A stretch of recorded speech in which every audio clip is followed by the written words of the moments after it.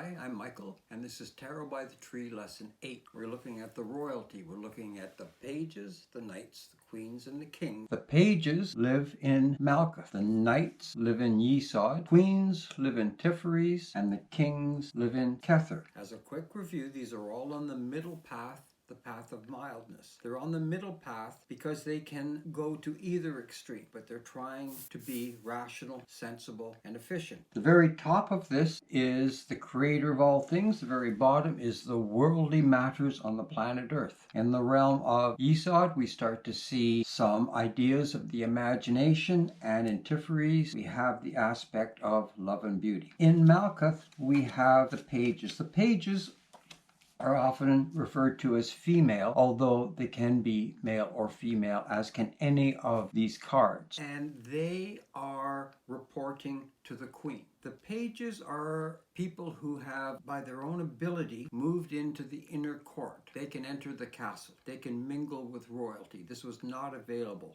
to many people. The pages and the knights together form our present-day jacks. 4 knights are in the Sefirot of Yesod. The knights are like enforcers.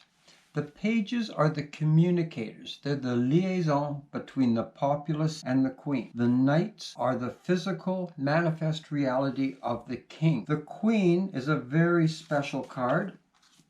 It is in no way to be considered less powerful than the king. The queen is a more consistent source of power. She can operate in the sidelines when she wants to be, in the shadows, and she can also be seen as the incarnation of a ruler on earth. There is an aspect to the queens where they act like the maternal source for the people, and they are an unchanging kind of power. The pages report to the queens, and the queens send out the pages to gather the information. The knights report to the king. The knights are the enforcement of the king's orders. Which brings us finally to the kings. As all the cards, there are 4 kings of the 4 suits. The kings are great men by any standards. These are people who are exceptional. They're exceptional in all areas, charismatic, powerful, intellectual, and they attract people. The king is necessary to bind the whole population together. The queen is necessary to keep that going. The king is more interested in what is expedient at the time. The queen looks at the long haul, at the long run.